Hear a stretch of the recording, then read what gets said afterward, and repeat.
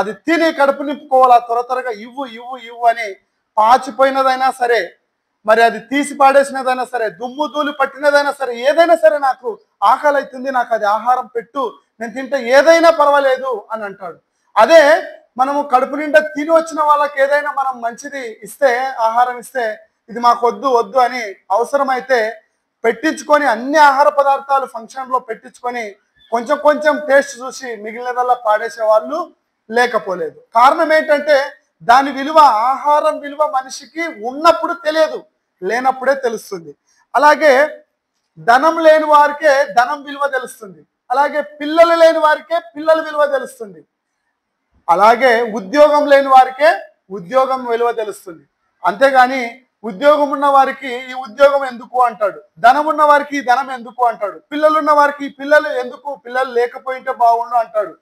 అలాగే భూమి మీద ఏదైనా సరే నీకు కలిగింది అంటే కలిగిన దాన్ని బట్టి ఏం చేస్తున్నామంటే ఇది వద్దు, ఇది నాకు లేకున్నా పర్వాలేదు అనే పరిస్థితికి మనము మనిషి దిగజారిపోయాడు ప్రియులారా.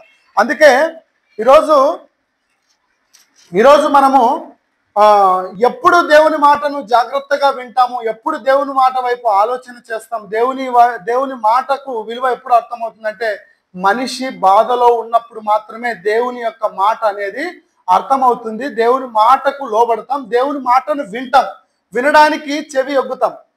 అన్ని రకాలుగా బాగున్నప్పుడు మాత్రం దేవుని మాటను వినడానికి కనీసం టైంను కూడా కేటాయించాం. ఎప్పుడెప్పుడు ముగిస్తాడా, ఎప్పుడెప్పుడు ఇంటికి వెళ్దామా, ఎప్పుడెప్పుడు నా పని పాటల్లో ముందుకు పోదామా అనే ఆలోచనతోనే ఉంటాం. కానీ దేవుని మాటని కొంచెం సేపు విందాము, ఏమి దేవుడు నాతో మాట్లాడుతున్నాడు అన్న విషయాన్ని మనము ఆ వాక్యానికి మనం అనేది ప్రాధాన్యత, దేవుని యొక్క వాక్యానికి అనేది మనం ప్రాధాన్యత ఇవ్వకపోవడం చాలా దురదృష్టకరం ప్రియులారా. అందుకే ఎప్పుడైనా సరే మనిషికి ఎప్పుడు దాని విలువ తెలుస్తుందంటే లేనప్పుడే విలువ తెలుస్తుంది. ఒక నిమిషం విలువ ఎప్పుడు తెలుస్తుంది అంటే ఒక నిమిషం ముందే రైలు వెళ్ళిపోయింది అని చెప్పింటాం చూడు. మనం ప్రయాసపడి అన్ని సామాన్లు సర్దుకొని, బ్యాగ్ పెట్టుకొని, పిల్ల జల్ల అన్ని వేసుకొని, ఆటో వేసుకొని రైల్వే స్టేషన్కి వెళ్ళగానే అక్కడ మన కళ్ళ ముందరనే వెళ్ళిపోతుంది అనుకోండి, ఒక్క నిమిషం ముందు వచ్చింటే బాగుండు రైలు అబ్బేది అని అనుకుంటాం.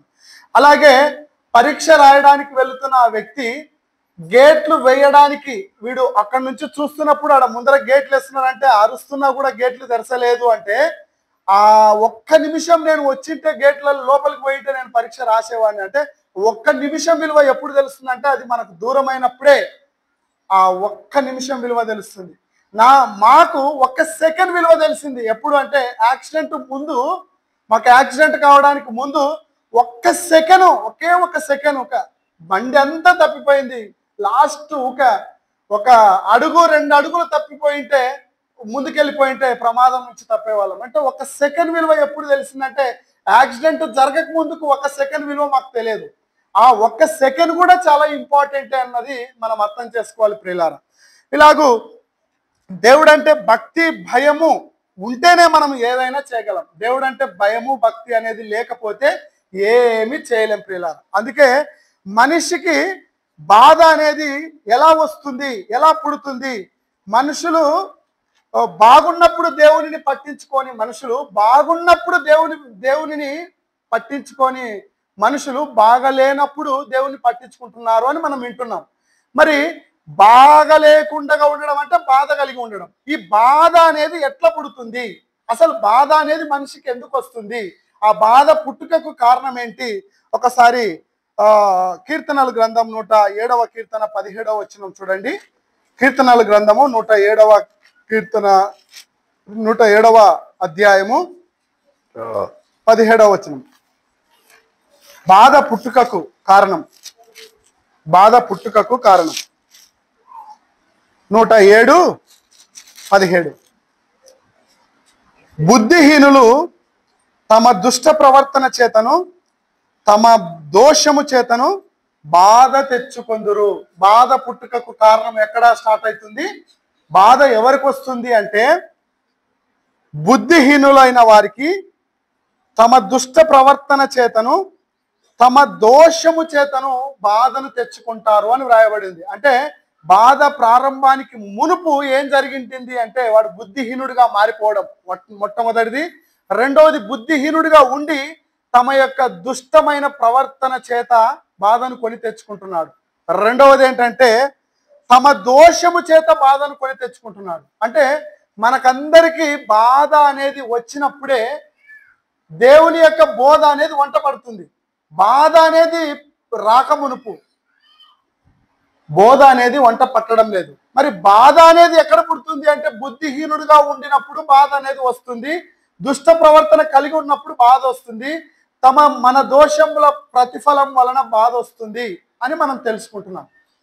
మరి తెలుసుకుంటున్న మనము బాధ వచ్చిన తర్వాత దేవునికి దగ్గర కావడం కంటే దేవునికి దగ్గర అవ్వడం కంటే బాధ రాకముందే దేవునికి దగ్గర అయి బ్రతకడం చాలా ఉత్తమమైన పని. ఉదాహరణకి ఎయిడ్స్ వచ్చిన తర్వాత దేవుని దగ్గరకు వస్తే ప్రయోజనం ఉండదు. ఎయిడ్స్ రాకముందే దేవుని దగ్గరకు వస్తే ప్రయోజనం ఉంటుంది. అన్ని రకాలుగా బాగా జరుగుతున్నప్పుడు నువ్వు ఈ తప్పు చేయొద్దు, ఈ పని చేస్తే నీకు రోగం వస్తుందని చెప్పినా కూడా ఆ మాట బోధ వంట పట్టించుకోకుండా ఇష్టానుసారంగా తమకి ఇష్టం వచ్చినట్టుగా బ్రతికితే రోగం కొని తెచ్చుకున్న తర్వాత ఆ బోధని నేను నీ దగ్గరకు వస్తాను తండ్రి, నాకు ఈ రోగం తీసే అంటే కుదరదు. నువ్వు తెచ్చుకున్నావు, దుష్ట ప్రవర్తన చేత దోషం చేత నువ్వు రోగాన్ని బాధని తెచ్చుకున్నావు. తెచ్చుకున్న తర్వాత నువ్వు బోధను వింటే ప్రయోజనం ఏమి ఉండదు. కానీ తెచ్చుకోక ముందే బోధను వినాలి, బోధను వంట పట్టించుకోవాలి, ఆ బోధ ప్రకారం నడవాలి. అందుకే ఇక్కడ క్యాన్సర్ వచ్చిన తర్వాతనో, రోగం వచ్చిన తర్వాతనో, యాక్సిడెంట్ అయిన తర్వాతనో, లేదంటే ఏదైనా చేయకూడని పెద్ద తప్పు చేసి జైలుకు పోయిన తర్వాతనో దేవుని యొక్క వాక్యము వంట పట్టించుకుంటే ప్రయోజనం ఉండదు. ఎప్పుడు వంట పట్టించుకోవాలి, ఎప్పుడు బోధను మనసులోనికి ఎక్కించుకోవాలి, హృదయంలో దాచిపెట్టుకోవాలి అంటే అన్ని రకాలుగా బాగున్నప్పుడే దేవునికి దగ్గరై జీవించాలి. అన్ని రకాలుగా బాగలేనప్పుడు దేవునికి దగ్గరై జీవిస్తున్నాము అంటే అది నీ గొప్పతనం కాదు. నువ్వు మామూలుగా అంటే మాట వినవురా, నీకు ఈ దెబ్బ తగిలినందుకే నువ్వు మాట వింటావు, మాట వింటున్నాడు వాడు మంచోడైతే కాదు అని అంటారు మనల్ని. కాబట్టి అన్ని రకాలుగా బాగున్నప్పుడే దేవుని యొక్క వాక్యానికి లోబడాలి, దేవునికి భయపడాలి, భక్తి కలిగి జీవించాలి. అలా కాకుండా దేవుని యందలి భయభక్తులు మనిషి ఎప్పుడైతే కలిగి ఉండడం ఫెయిల్ అవుతాడో అప్పుడే మనిషికి సమస్తమైన బాధలు, సమస్తమైన కీడులు, సమస్తమైన శ్రమలు మనిషికి దగ్గర అవుతాయి. ఉదాహరణకి మనకు తెలుసు, ఇప్పుడు చదువుకున్నాం ఒక వచనాన్ని, న్యాయాధిపతుల గ్రంథం 16వ అధ్యాయం 28వ వచనంలో ఎవరితో మాట్లాడుతున్నారు అని ఒకసారి మనం ఆలోచన చేసినట్లయితే 16వ అధ్యాయం 28వ వచనంలో సంసోను భక్తుడు ఎవరితో మాట్లాడుతున్నాడు, మాట్లాడడం కాదు, ఎవరితో ప్రలాపిస్తున్నాడు, ప్రలాపించడం కాదు, ఎవరితో బాధపడుతూ ప్రలాపిస్తూ మొర్ర పెడుతున్నాడు, దయచేసి నన్ను ఒక్కసారి కనికరించు, దయచేసి నన్ను ఒక్కసారి కనికరించు అని దేవునితో అంతగా ప్రాధేయపడాల్సినంత అవసరము సంసోనికి ఎందుకు ఏర్పడింది? బాగున్నప్పుడు ఇంతగా ప్రాధేయపడి దేవుణ్ణి అడుక్కోవాల్సిన అవసరము సంసోనుకు లేదు ప్రియులారా. బాగలేని స్థితిలో ఉన్నప్పుడు ఇంకా లాస్ట్కు నా ప్రాణం పోయినా పర్వాలేదు, నా ప్రాణము పోయినా పర్వాలేదు, నా ప్రాణం తీసుకున్నా పర్వాలేదు, లాస్ట్ ఛాన్స్, ఒక్క ఛాన్స్ నాకు దయచేసి ఈ ఒక్కసారి మాత్రం నా మాట వినండి తండ్రి అని మొరపెడుతూ ప్రాధేయపడుతూ ఏడుస్తున్నాడు దేవునితో. ఎందుకు ఏడుస్తున్నాడు? ఎందుకు ఈ పరిస్థితి ఏర్పడింది? ఈ యొక్క న్యాయాధిపతి అయినటువంటి సంసోను బైబిల్ గ్రంథంలో అందరికంటే బలాఢ్యుడు, అందరికంటే గొప్పవాడు, అందరికంటే శక్తి కలిగిన వాడు. ఎంత శక్తి కలిగిన వాడు అంటే 20 సంవత్సరాలు వెనుతిరగకుండా ఇజ్రాయేల్ ప్రజల్ని పరిపాలించిన నాయకుడు, న్యాయాధిపతిగా ఉండినటువంటి నాయకుడు. ఇటువంటి గొప్ప నాయకుడు, ఆయనకున్నటువంటి దేవునికి ప్రతిష్ఠించబడినటువంటి ఆ సంసోను ఎప్పుడైతే దేవునికి ప్రతిష్ఠించబడినటువంటి ప్రతిష్ఠించబడి దేవుని కొరకు బ్రతుకుతున్నంత వరకు న్యాయాధిపతి అయిన సంసోనుకు ఎలాంటి ప్రాబ్లం లేకుండా దేవుడు సహాయ సహకారాలు అందిస్తూ ప్రతి చోట ఆయనకు విజయాన్నే అందించినాడు ప్రియులారా. అయితే అంత విజయాన్ని చూసినటువంటి ఈ వ్యక్తి, ఎంత విజయము అంటే ఉదాహరణకి మనము చిన్న బల్లిని చూసినా, చిన్న ఎలుకను చూసినా, చిన్న పామును చూసినా భయపడిపోతాం. ఇంకా పులిని చూస్తే ఇంకా భయపడిపోతాం, సింహాన్ని చూస్తే ఇంకా భయపడిపోతాం, ఎలుగుబంటిని చూసినా భయపడతాం. కానీ ఈయనకు ఉన్నటువంటి బలం చేత ఒక సింహము ఎదురుగా, కొదమ సింహము ఎదురుగా గర్జిస్తూ గాండ్రిస్తూ ఆయన మీదకి వస్తే ఆ గాండ్రించేటువంటి ఆ కొదమ సింహాన్ని చిన్న మేక పిల్ల వలె చీల్చి పడేసినాడంట. అంటే అంత బలాన్ని, అంటే ఆ సింహానికి ఎదురు నిలబడి సింహాన్నే మేక పిల్లని చీల్చేసినట్టుగా చీల్చి పడేసే బలాన్ని దేవుడు సంసోనికి ఇచ్చాడు. ఎందుకోసం ఇచ్చాడు అంటే ఈయన న్యాయాధిపతిగా ఉండి ఇజ్రాయేలీలకు వ్యతిరేకులుగా ఉన్నటువంటి వారిని, ఫిలిస్తీన్లని కావచ్చు, మోయాబీలను కావచ్చు, అమ్మోనియలను కావచ్చు, వీళ్ళందరినీ ఓడిస్తూ దేవుని తరపున న్యాయాధిపతిగా, దేవుని తరపున నాయకుడిగా తన ప్రజలను నడిపించే బాధ్యతను దేవుడు ఉంచితే, ఈ సంసోను ఏం చేశాడు అంటే, ఆయనకున్నటువంటి బలం ఎలాంటిదంటే ఒక్కసారి ఒక్కొక్కరిని కాదు 100 మందిని ఒకేసారి నా మీదకి పంపిస్తే ఒక్కరిని కూడా మిగిలేకుండా నేను చచ్చిపోకుండా ఎదురు నిలబడతాను అని చెప్పేటువంటి చెప్పి వారిని వీరుడు, ధీరుడు, శూరుడు అనేటువంటి పరిస్థితి మనం చూస్తున్నాం ఈరోజు సమాజంలో. అయితే ఇక్కడ ఒక్కొక్కరిని కాదు, 100 మందిని కాదు, 200 మందిని కాదు, 1000 మందిని ఒకేసారి వస్తే ఈయన దగ్గర ఎలాంటి ఆయుధం లేకుండా ఒక గాడిద పచ్చి దౌడ ఎముకను తీసుకొని 1000 మందిని నిట్ట నిలువున చంపేసి ఏకఛత్రాధిపతిగా, న్యాయాధిపతిగా, ధీరుడుగా, శూరుడిగా వెలుగొందిన మహాభక్తుడు ఈ సంసోను. అలాగే ఈ భూమి పైన ఆ అరణ్యంలోనికి లేదా ఫారెస్ట్లోనికి వెళ్ళినప్పుడు అన్ని జంతువుల్ని పట్టుకోవడం ఈజీ, కానీ ఒక నక్కను పట్టుకోవాలి అంటే చాలా కష్టం అంట వేటగానికి. ఆ నక్కను పట్టుకోవాలన్నా నక్క మనిషిని చూస్తే ఎంత దూరం పరిగెడుతుందో అంత పరిగెడుతుందంట. అలాంటిది ఆ నక్కను పట్టుకోవాలంటే, ఒక నక్కను పట్టుకోవాలంటేనే చాలా కష్టం. అలాంటిది ఈయనకున్నటువంటి బలము ఎలాంటిదంటే, దేవుడు ఇచ్చిన బలము 300 నక్కల్ని పట్టుకొని ఆ నక్క తోకను ఈ నక్క తోకను 2 తోకలు కట్టేసి మధ్యలో ఒక దివిటిని పెట్టి గోధుమ చేలలోకి, దేవునికి వ్యతిరేకంగా బ్రతుకుతున్నటువంటి ఫిలిస్తీన్ల ఆ యొక్క భూములలోకి, గోధుమ చేలలోకి ఇడిచిపెట్టినాడంట. అంటే ఒక నక్క ఇక్కడికి గుంజుతుంది, ఒక నక్క ఇక్కడ గుంజి ఆ దివిటీలు అనేటి గోధుమ చేలను మొత్తం నాశనం చేసేసినాయి. అంటే 300 నక్కలను పట్టుకునేంత బలము ఈయనకుంది. అంత బలాఢ్యుడు, అంత వీరుడు, అంత శూరుడు అయినటువంటి ఈ వ్యక్తి దేవుని దగ్గరకు వచ్చి ఏం చేస్తున్నాడు? ఏడుస్తున్నాడు, ప్రలాపిస్తున్నాడు, మొరపెడుతున్నాడు. తండ్రి, ఇదొక్కసారి, నేను చచ్చిపోయినా పర్వాలేదు, నా ప్రాణం నువ్వు తీసుకున్నా పర్వాలేదు, నాకు ఇదొక్కసారి సహాయం చేయి, ఇదొక్కసారి సహాయం చేయని మొరపెడుతున్నాడు. ఎలాంటి స్థితిలో మొరపెడుతున్నాడు?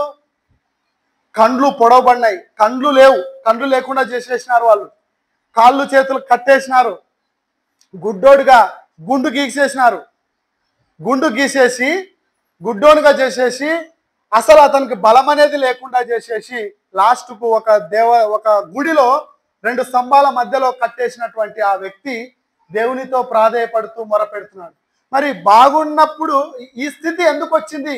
గుండు చేపించుకునేటువంటి స్థితి, కండ్లు పొడవబడేటువంటి స్థితి, కాళ్ళు చేతులు కట్టేసుకునేటువంటి స్థితి, కట్టి వేపించుకునేటువంటి స్థితి సంసోనికి ఎక్కడి నుంచి వచ్చింది?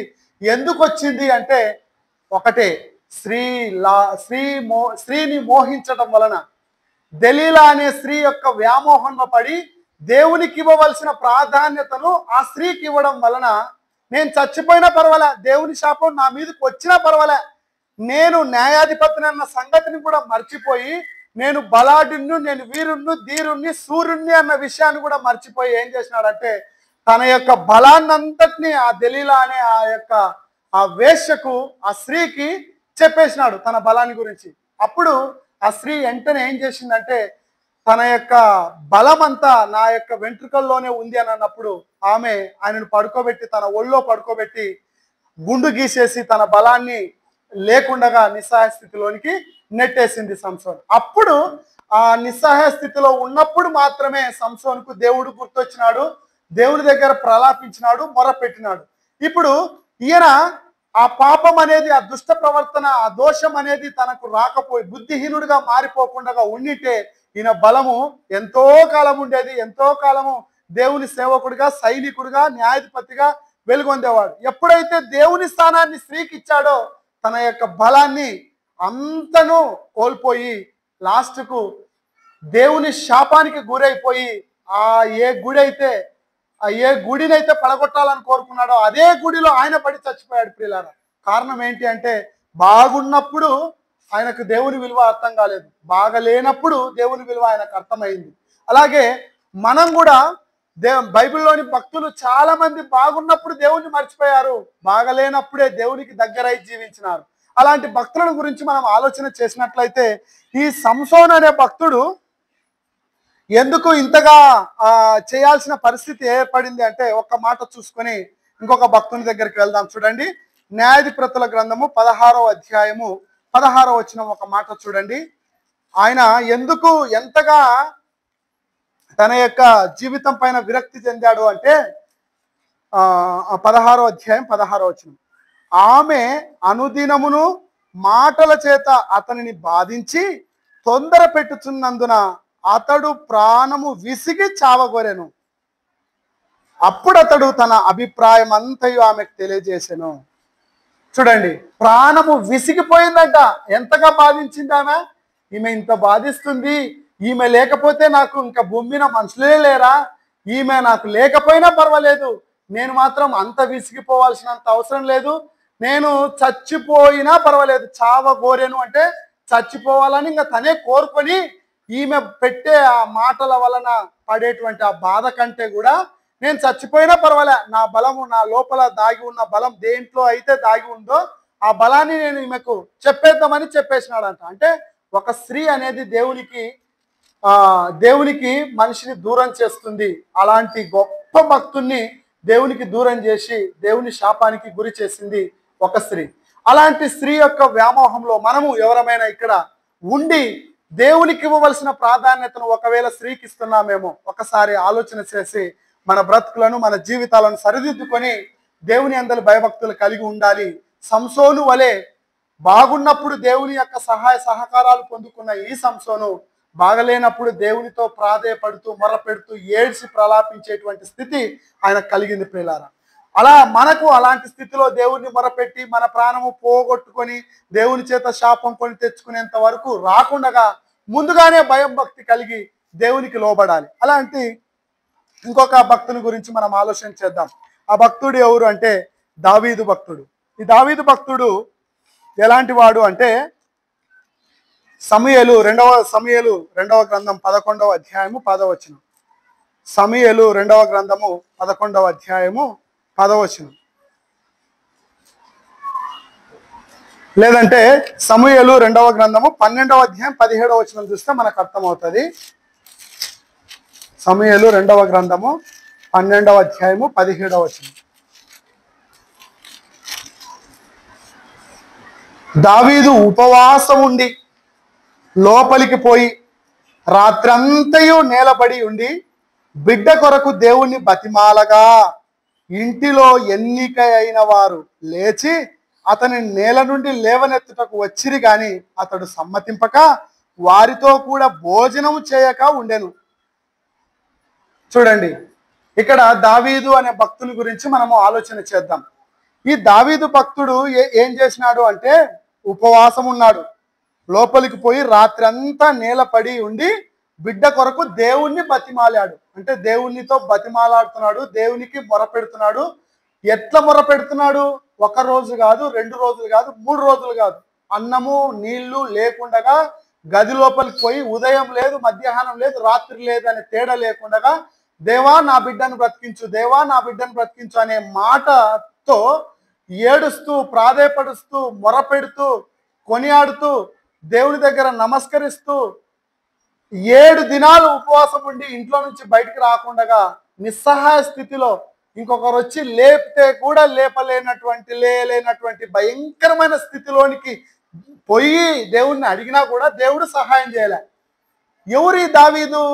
ఎందుకు ఈ పరిస్థితి ఎందుకు ఏర్పడింది? 7 దినాలు ఉపవాసం ఉండి ప్రాధేయపడి ఏడిస్తే కూడా, ఉపవాసం ఉండి ప్రాధేయపడి ఏడిస్తే బతిమాలుకుంటే కూడా దేవుడు ఎందుకు సహాయం చేయలేని స్థితిలో దావీదు ఎందుకు మారిపోయాడు?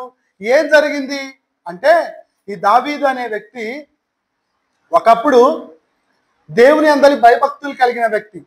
యెషయా అనే ఆ భక్తునికి చివరి సంతానమైనటువంటి దావీదు భక్తుడు ఏం చేసినాడు అంటే, అందరికంటే చిన్నవాడై గొర్రెల మందను మేపేటువంటి ఒక మంద కాపరిగా ఉండి, ఆ గొర్రెల మీదకి వచ్చేటువంటి తోడేళ్ళని కానీ, ఎలుగుబంట్లను కానీ, సింహాలను కానీ ఎదిరిస్తూ వాటిని చంపేటువంటి బలాన్ని దేవుడు ఈ యొక్క దావీదుకి ఇచ్చాడు.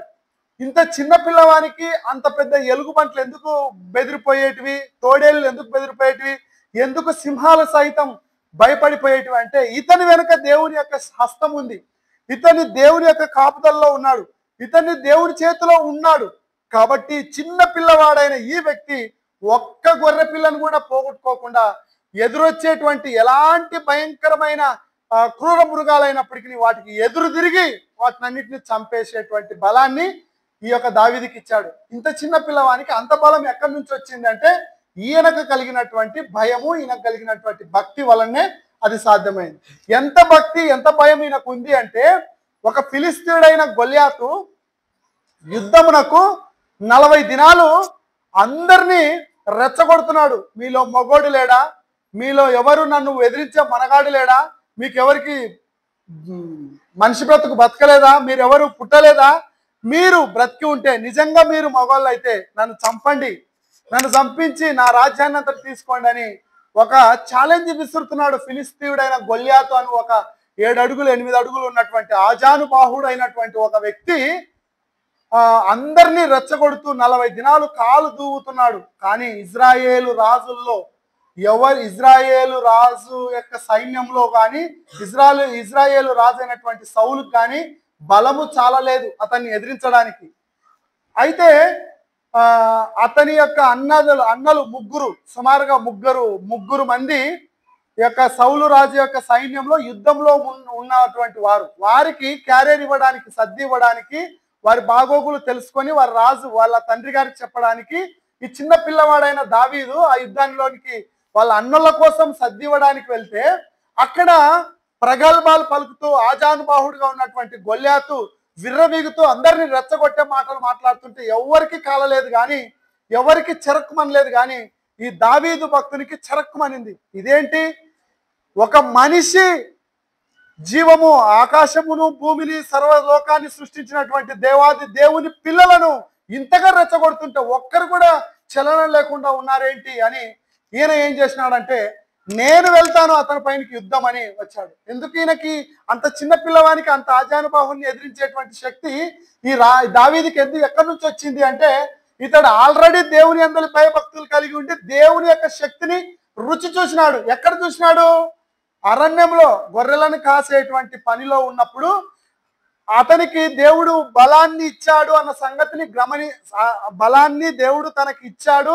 ఆయన ఇచ్చిన బలం వల్లే నేను ఈ యొక్క క్రూరముగాల్ని చంపుతున్నానని బాగుగా తెలుసుకున్న ఈ వ్యక్తి, ఈ చిన్న బాలుడైన దావీదు ఏం చేసినాడంటే, గొల్యాతుని ఎదిరించడానికి సాహసించి అందరిని పక్కన నెట్టేసి అతనొక్కడే ముందుకొచ్చి, యుద్ధంలో నేను గెలుస్తాను, యుద్ధంలో నేను అతన్ని ఓడిస్తానని చెప్పి ఆ ఏటి గట్టుకుపోయి 5 రాళ్ళు ఏరుకొని ఒక్క రాయి తీసుకొని ఒడిసెలతో నుదిట్న కొట్టి చంపి కింద పడినప్పుడు అతని కత్తి తీసుకొని అతని తలను నరికి రాజు ఎదురు నిలబడి రాజు కుమార్తెను చేసుకొని రాజ్యాధికారాన్ని పొందినటువంటి భక్తుడు, గొప్ప భక్తుడు, దేవుని అందరి భయభక్తులు కలిగినటువంటి ఈ దావీదు భక్తునికి దేవుని సహాయ సహకారాలు నిండుగా పరిపూర్ణంగా ఉన్నాయి.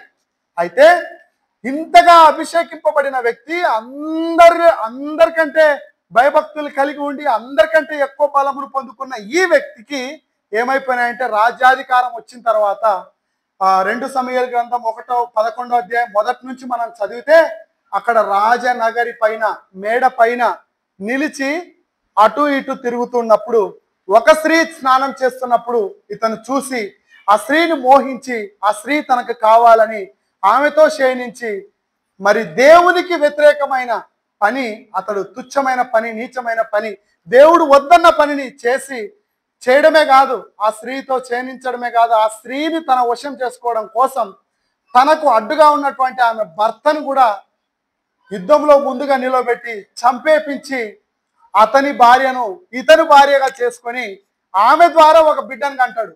ఆ బిడ్డను కన్న తర్వాత దేవుని శాపానికి గురై ఆ బిడ్డను ఎప్పుడైతే దేవుడు మొత్తుతాడో ఆ బిడ్డ చావు బతుకుల్లో ఉన్నప్పుడు ఈ దావీదు భక్తుడు 7 దినాలు ఉపవాసం ఉండి గదిలోనికి పోయి తలుపేసుకొని కూడు నీళ్లు లేకుండా దేవునితో మొర పెడుతున్నాడు.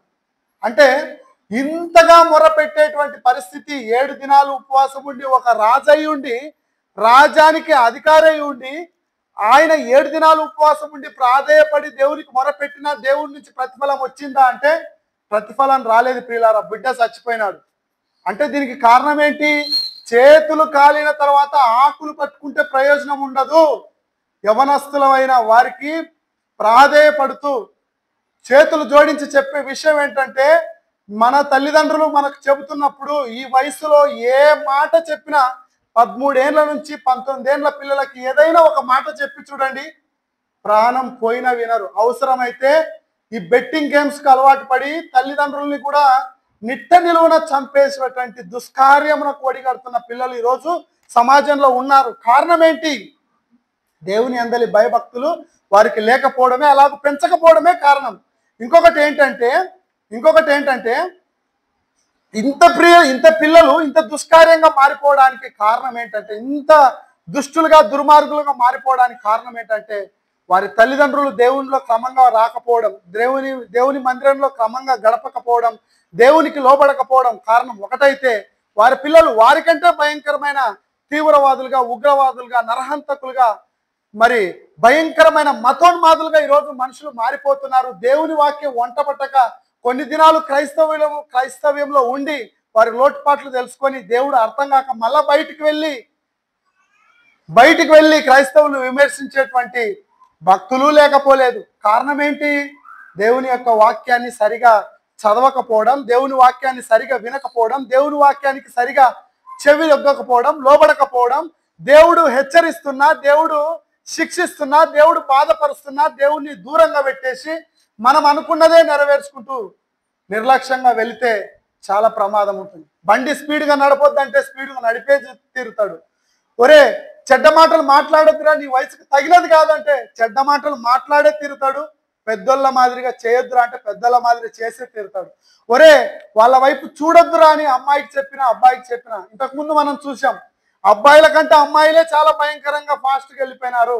అమ్మాయిల కోసం అబ్బాయిలు కొట్లాడే కాలం నుంచి అబ్బాయిల కోసం అమ్మాయిలు కొట్లాడుకునే కాలానికి మనము వచ్చేసాము. కాబట్టి మన పిల్లలు జాగ్రత్తగా ఉండాలని మనం నేర్చుకున్నాం కదా.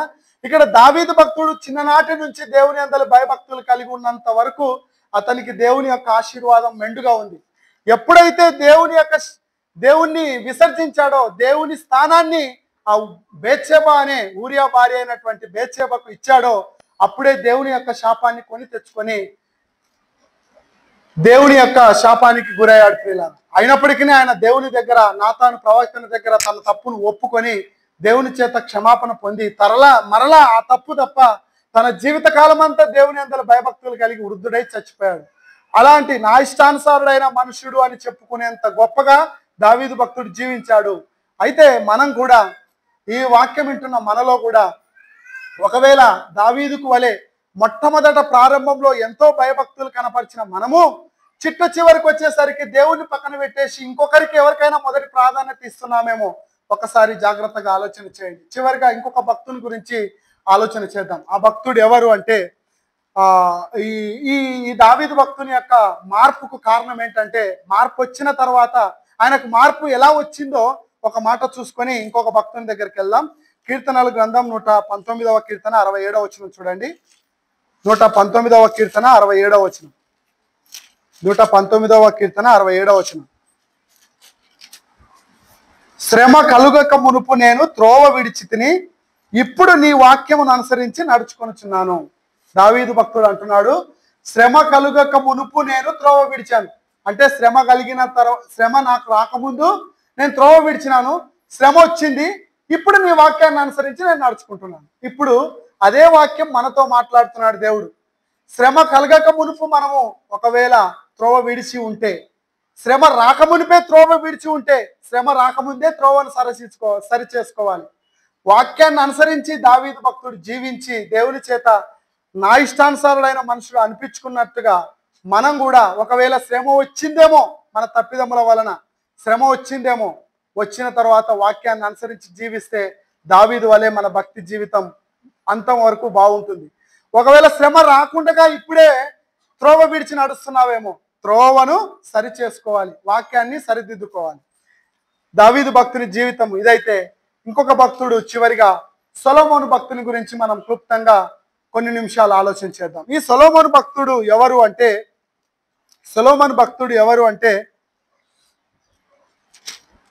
ఈయన దేవుడు కనపడి, స్వప్నమందు దేవుడు కనపడి నీకేం కావాలి అని అడిగితే, ఈ వ్యక్తి నాకు ఈ యొక్క ప్రజలను పరిపాలించే బుద్ధి, జ్ఞానము, వివేకాలు దయచేయి అని అడిగినాడు. ఈ మాటకు దేవుడే ఆశ్చర్యపోయాడు. ఇదేంటి, నాకు ధనం కావాలి, ఐశ్వర్యం కావాలి, నాకు భోగభాగ్యాలు కావాలి, నాకు అధికారం కావాలని కోరుకునే వాళ్ళని చూసినాం, కానీ నాకు బుద్ధి జ్ఞానములు కావాలని కోరుకునే వాళ్ళు భూమి మీద ఎవరు లేరయ్యా. ఇప్పుడు నుంచి నువ్వు బుద్ధి జ్ఞానం కోరుకున్నావు కాబట్టి ఈ భూమి పైన ఎవరైనా జ్ఞానవంతులు ఉన్నారంటే ఇంకా నువ్వే. ఈ భూమి పైన ఎవరైనా జ్ఞానవంతులు ఉన్నారు, ఇంకా నీకంటే జ్ఞానం కలిగిన వ్యక్తులు ఇంకా భూమి మీద ఎవరు ఉండబోరు. ఈ కాలానికి కానీ, రాబోయే కాలానికి కానీ, వచ్చే కాలానికి కానీ, పోయే కాలానికి కానీ అందరికంటే జ్ఞానవంతుడు ఎవరైనా ఉన్నారంటే నువ్వే అని దేవుడు అంత గొప్పగా ఆయనని జ్ఞాన వివేకములను ఆయనకి ఇచ్చి అందరికంటే జ్ఞానవంతుడిగా ఆయనను తయారు చేస్తే, ఆయన ఆ సొలొమోను రాజుగా ఎన్ని సంవత్సరాలు ఇజ్రాయెల్ ప్రజల్ని పరిపాలించినాడంటే సుమారుగా 40 సంవత్సరాలు ఇజ్రాయెల్ ప్రజల్ని పరిపాలించినాడు. 40 సంవత్సరాల్లో ఈయనకు 38 సంవత్సరాల వరకు యుద్ధమే ఆపోజిట్ వ్యక్తి అనేవాడు ఈయనకు ఎదురుగా నిలబడిన వ్యక్తే లేడు. ఎన్నేండ్లు? 40 సంవత్సరాలు ఈయన పరిపాలించింటే ఆ 40 సంవత్సరాల్లో 38 ఏండ్లు ఈయనకి ఎవరు ఎదురెదిరగల. అయితే 38వ సంవత్సరము ఏట ఈ సొలొమోను రాజు ఏం చేసినాడంటే, దేవుని దగ్గర అంత గొప్పగా ప్రార్థించిన వ్యక్తి, దేవునితో అంత జ్ఞానము, బుద్ధి, వివేచన సంపాదించుకున్న ఈ వ్యక్తికి బుద్ధి జ్ఞానం కాస్త ఏమైపోయినాయంటే పక్కన పెట్టేసి దేవునికి ఇవ్వవలసిన స్థానాన్ని ఎవరికి ఇచ్చినాడంటే తన భార్యలకి ఇచ్చేసినాడు. ఎలాంటి భార్య అంటే, మామూలుగా ఈ రోజున్న మన మగవాళ్ళ పరిస్థితి ఏంటంటే, లోకంలో పరిస్థితి ఒక భార్య ఉంటేనే బీర్లు పట్టుకొని బార్ల షాపులు ఇంట్లో తిరిగి తల గోక్కొని ఇంటికి రాకుండా వాళ్ళు పండుకున్నాక ఇంటికి వచ్చే మగవాళ్ళు కూడా లోకంలో చాలా మంది ఉన్నారు. ఒక్క భార్య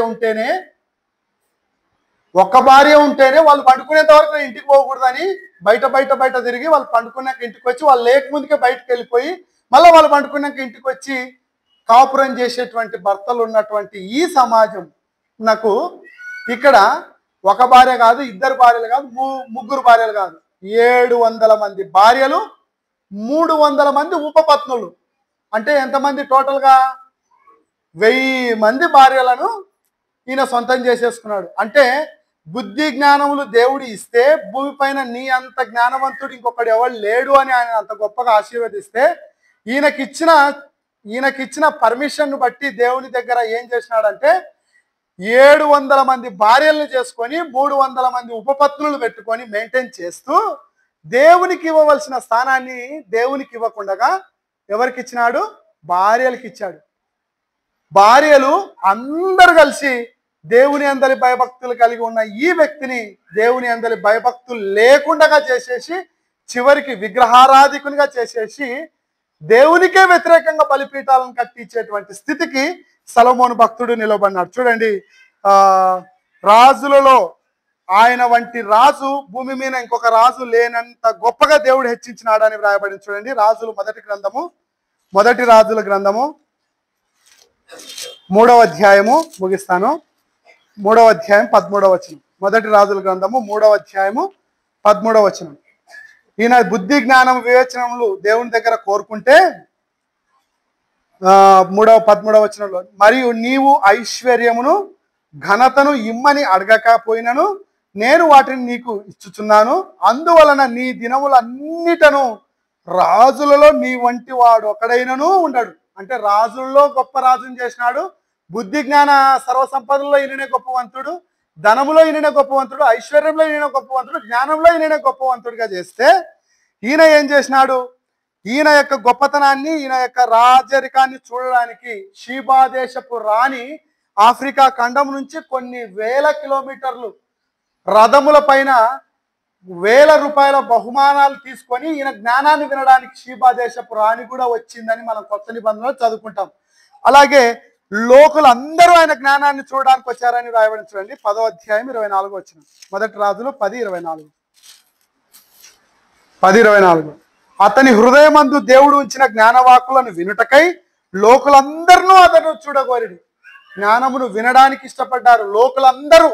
అంటే భూమి పైన ఎంతమంది లోకులైతే ఉన్నారో, ఎంతమంది అయితే మనుషులు ఉన్నారో వాళ్ళందరూ ఈయన యొక్క వాక్యాన్ని, ఈయన యొక్క జ్ఞానవాక్కుల్ని వినాలి, ఆయన చూడాలి అని ఎక్కడెక్కడి నుంచో ప్రయాణం ఆయన దగ్గరకు వచ్చేటువంటి గొప్ప స్థితి పెడితే ఈయన ఏం చేసినాడు?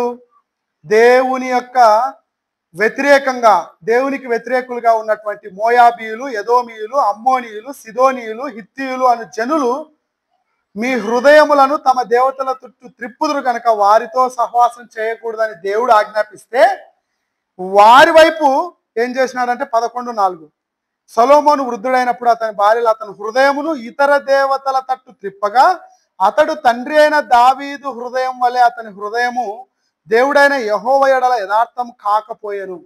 అంటే దావీదు వాళ్ళ తండ్రికి ఉన్నటువంటి హృదయము ఇతనికి లేకుండా యథార్థతను విడిచిపెట్టి వృద్ధుడైన తర్వాత తమ భార్యలు కొలిసేటువంటి విగ్రహాల చుట్టూ తిరిగి దేవుని యొక్క శాపాన్ని కొని తెచ్చుకుంటే దేవుడు ఎలాంటి శాపం ఇచ్చాడంటే ఇదే 11:14 చూడండి. యెహోవా ఎదోమీయుడైన హదాదు అను ఒకని సొలొమోనునకు విరోధిగా రేపెను. అతడు ఏదోము దేశపు రాజవంశస్థుడు. దేవుడే తన యొక్క రాజరికాన్ని నేలం మట్టుకు కూల్చేస్తున్నాడు. అంటే రాజరికపు వ్యవస్థలో ఉన్నప్పుడు, రాజరికపు భోగంలో ఉన్నప్పుడు యుద్ధం అనేది ఎరగకుండా అతను పరిపాలన చేస్తుంటే దేవుడే ఇతనికి ఏం చేసినాడు? ఇంకొక రాజును ఇతనికి ఆపోజిట్ గా రేపినాడంట. అంటే దేవుడే అతనికి బలాన్ని ఇచ్చి ఇతని బలాన్ని తీసేసినాడు. ఎందుకు? ఇతనికున్న బలాన్ని తీసేసి వేరే ఇతని శత్రువుకి ఎందుకు బలాన్ని ఇచ్చి రేపుతున్నాడు? ఇతనికి కొవ్వు అనసడం కోసం.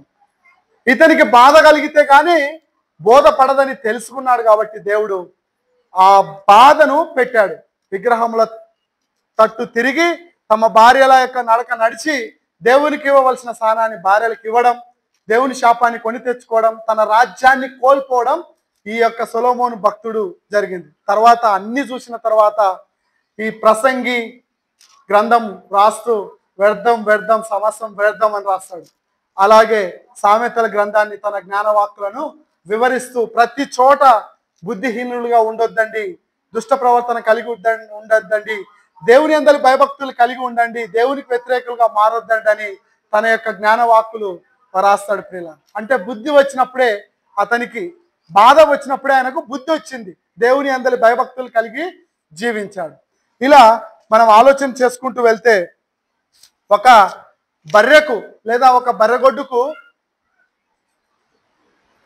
క్రమము తప్పి ఎట్లా పడితే అట్లా తిరుగుతున్నటువంటి ఒక బర్రెకు క్రమంగా నడిపించాలి అంటే ఒక గుదిబండ కట్టి ముగుదాడేసి పెడితేనే అది క్రమమైన పద్ధతిలో నడుస్తుంది. ఆ గుదిబండ కట్టకుండా, ఆ ముగుదాడేయకుండా ఆ బర్రెని సక్రమమైన మార్గంలో నడిపించాలంటే మామూలుగా అది వినదు. దానికి ఎప్పుడైతే గుదిబండ కడతామో అప్పుడు కరెక్ట్గా త్రోవలో నడుస్తుంది. అలాగే మనకు గుదిబండ కట్టకముందే దేవుడు గుదిబండ లాంటి బాధలు, గుదిబండ లాంటి శ్రమలు, గుదిబండ లాంటి వేదనలు మనకు కూడా రాకమునిపే మనము క్రమమైన పద్ధతిలో నడవాలి. ఆవులకు కానీ బర్రెలు కానీ ఏదైనా రోడ్లో అవన్నీ సమాజంగా కూడి అరణ్యంలోనికి వెళ్ళి తినడానికి వెళ్తున్నప్పుడు కొన్నిటికి మాత్రమే గుదిబండలు ఉంటాయి, అన్నిటికి ఉండవు. దీనిలోకి ఎందుకు లేవు, దీనికి ఎందుకు ఉన్నాయంటే ఇది మాట అయినకుండా తిరుగుతుంది. గాడిదకు కూడా కాళ్ళు కట్టేస్తారు. మామూలుగా ఉంటే కట్టేరు, మాటినకుండా తిరిగితే కాలు కట్టేస్తారు, గుదిబండ కడతారు, మూగిదాడేస్తారు. ఎందుకు అంటే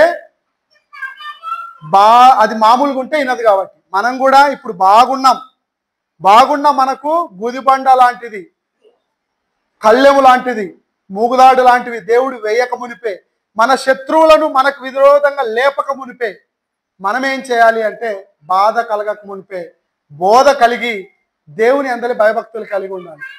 ఎందుకంటే ఈరోజు ఎయిడ్స్ వచ్చిన తర్వాత దేవుని దగ్గరకు వస్తే ప్రయోజనం ఉండదు, క్యాన్సర్ వచ్చిన తర్వాత దేవుని దగ్గరకు వస్తే ప్రయోజనం ఉండదు, శ్రమ బాధ కలిగిన తర్వాత దేవుని దగ్గరకు వస్తే ప్రయోజనం ఉండదు.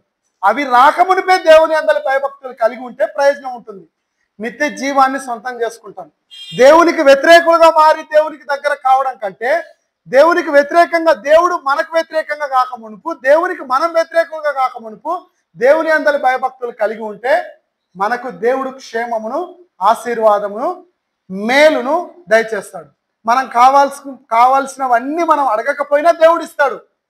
నువ్వు దుష్ట ప్రవర్తన చేత, దోషం చేత నువ్వు బాధను తెచ్చుకొని 7 దినాలు ఉపవాసం ఉండి తలిపేసుకొని మొర పెట్టినా నీ మొర వినడు. ఎందుకంటే నీ దుష్ట ప్రవర్తనకు తగిన ప్రతిఫలం నీకు వచ్చేసింది. 7 దినాలు ఉపవాసం ఉండి ఒక రాజు ప్రార్థన చేస్తేనే దేవుడు విననప్పుడు నీ ప్రార్థన, నా ప్రార్థన ఊరికే చేస్తే వింటాడా? బాధ కలిగినప్పుడు బోధపడి దేవుని దగ్గరకు వస్తే ప్రయోజనం ఉండదు. అందుకే సంత వీధుల్లో దేవుని యొక్క జ్ఞానము ఘోషిస్తూ హర్షిస్తున్నప్పుడు దాన్ని విని చెవి ఎగ్గున పెట్టుకోవాలా. మనకు బాధ కలిగినప్పుడు, మనకు శ్రమ కలిగినప్పుడు, మనకు వేదన కలిగినప్పుడు దేవుని దగ్గరికి వస్తే దేవుడు నువ్వు బాగున్నప్పుడు చెవి పెట్టనప్పుడు, నువ్వు బాగలేనప్పుడు చెవి పెడితే నేనెందుకు నీకు చెవి పెడతా, నేను కూడా ముఖం తిప్పుకుంటాను అని సామెతల గ్రంథం 1వ అధ్యాయం 28వ వచనంలో ఉంటుంది. ప్రియులారా, దేవుడు కూడా నేను నీ మొర వినకుండా చెవులు మూసుకుంటాను అని అంటున్నాడంటే మన మొర వినలేనటువంటి స్థితిలోనికి మనం రాకమునిపే ఆయన మొరకు లోబడి, ఆయన వాక్యానికి భయపడి, ఆయన ఎందరి భయభక్తులు కలిగి యేసుక్రీస్తు ప్రభుల వారు ఏ విధంగా అయితే మాదిరికరమైన జీవితం జీవించాడో, చెడు చూడకుండా, చెడు మాట్లాడకుండా, చెడు ఆలోచన చేయకుండా, చెడు మార్గంలో ప్రయాణం చేయకుండా, ప్రేమ కలిగి ఎదుటి వారి యొక్క క్షేమాన్ని కోరి ఎదుటి వారిని రక్షించడం కొరకు యేసుక్రీస్తు ప్రభుల వారు రక్తం కార్చాడు. తన దేహాన్ని నిలువెల్లా దేవునికి అప్పగించుకొని బలిదానంగా చేయబడి దేవుని యొక్క సత్కార్యాలను కలిగి ఉండి దేవుని చేత నా ప్రియ కుమారుడు నేను ఈయన ఆనందిస్తున్నానని చెప్పి ఆయన చనిపోయిన తర్వాత ఆయన తిరిగి లేపి ఆయన కుడిపార్శ్వమందు యేసు ప్రభువును కూర్చుండబెట్టుకున్నట్టుగా నీకు నాకు ఉండేటువంటి దోషాలన్నిటి తీసేసి యేసుక్రీస్తు ప్రభుల వారి మాదిరి జీవిస్తే మనల్ని కూడా దేవుడు తన యొక్క రాజ్యానికి వారసులుగా, స్వాస్థ్యానికి హక్కుదారులుగా చేస్తానని దేవుడు మాట ఇచ్చి ఉన్నాడు. కాబట్టి ఆ మాటకు మనమందరం లోబడి ఆయన యందు భయభక్తులు కలిగి పాపాన్ని అసహించుకొని పరిశుద్ధంగా జీవించి దేవుని చేత మెప్పు పొందుదుము గాక. దేవుడు